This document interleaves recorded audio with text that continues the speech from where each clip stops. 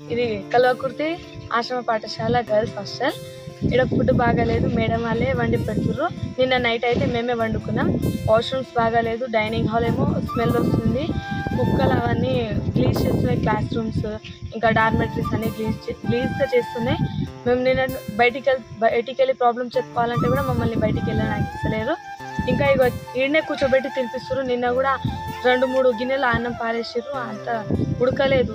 పొద్దునైతే కొంచెం మెత్తగానే అయిపోయింది, ముద్దలు వచ్చేసింది. అయినా మేము అన్నం తినేసినాం, కానీ మెమోలు ఉన్నట్టు ఏం పెడతలేదు. రోజు కిచడి, జీరా రైస్ ఇంకా సాంబార్, ఎప్పుడెప్పుడు కారం పెడతారు. ఉప్మా కూడా పెడుతుండే, ఇప్పుడు అది కూడా పెడతలేదు. అయితే డైనింగ్ హాల్ కూడా ఈ వీక్ లో అయితే నిన్న ఎగ్స్ ఇచ్చిర్రు. నిన్న ముందల డార్మెటరీలో ఒక కుక్క చనిపోయింది. అయితే మేము సరికి చెప్తే మున్సిపాలిటీ వాళ్ళని పిలిపించి ఎత్తిపించారు, కానీ అది 2 రోజుల నుంచి ఆయన చనిపోయి ఉంది. 2 రోజుల నుంచి చనిపోయి ఉంది. మా రూమ్ లో మేమైతే హాల్లో పండుకుంటున్నాం. నిన్న ఒక అది చెవులో పోతుంది, ఆ పురుగు చంపినాం. నిన్న ఒకటి రూమ్ దగ్గర కూడా పాము చంపినాం. పెద్ద లైట్ వేపియండి అంటే అటు నుంచి రావాలి అని చెప్పేస్తున్నాం.